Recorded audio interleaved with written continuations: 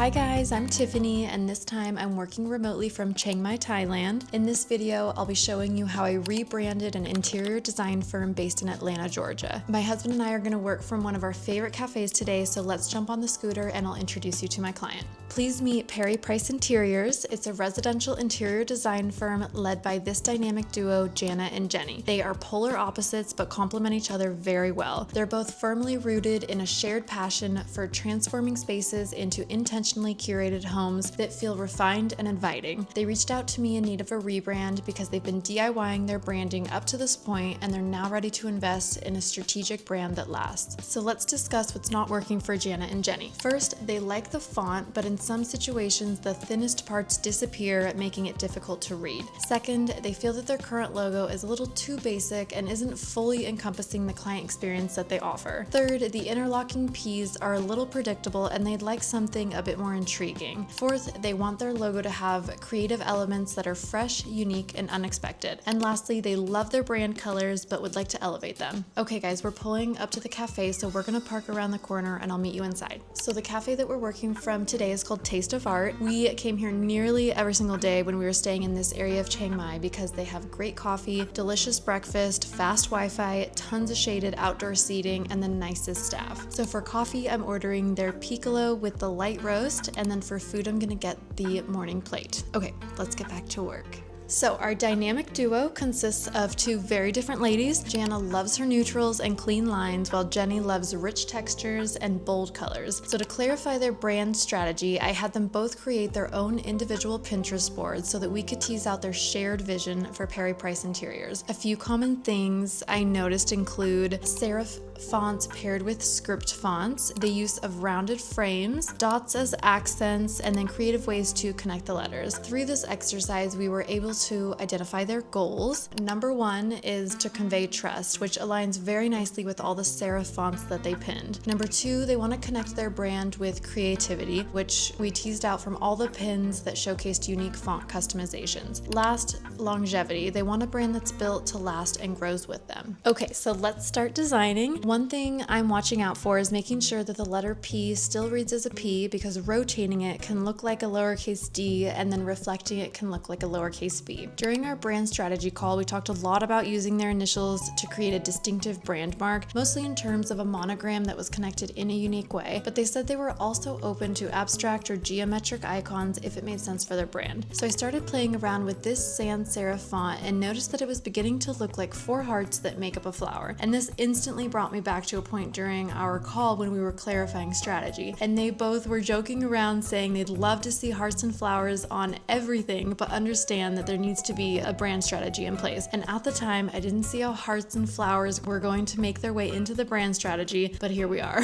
I couldn't wait to share this icon with them, so it's time to build a concept around it. I already have a font in mind, so let's jump straight into customizing it. With our goals being trust, creativity, and longevity, less is more. I'm going for subtle customizations that create an element of surprise when you do notice them, but nothing too trendy. Once I reached a design that I was proud to present, I went on to building out a few logo variations to support their business. Here are a few slides from the deck. Alright guys, let's take a break and explore Baan. It's a charming artist village nearby.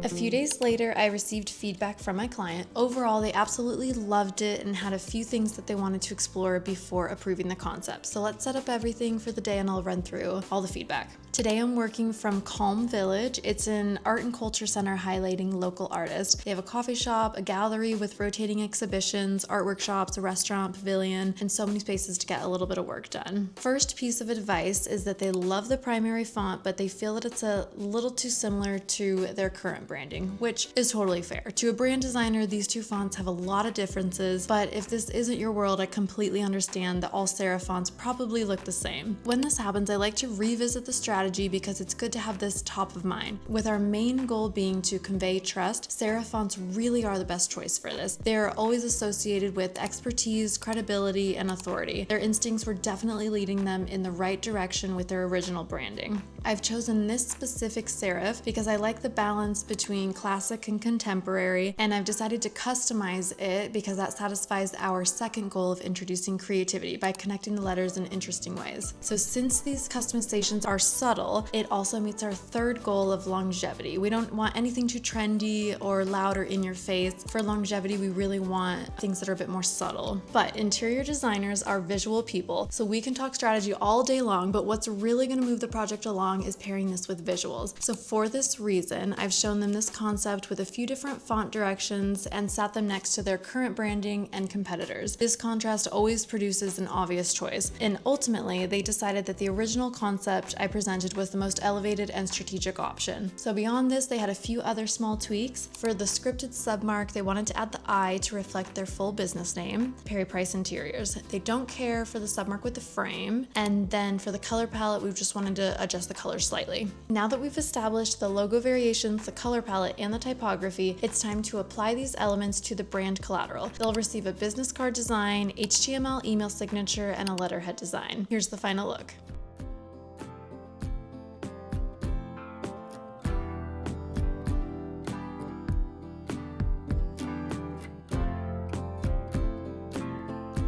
If you watched my last video, you know the drill. It's time to export all the files with Logo Package Express and design the brand guidelines booklet. Upload them to WeTransfer and then send off the link. Okay guys, I'm wrapping up the day with Pilates, so I'll catch you in the next video.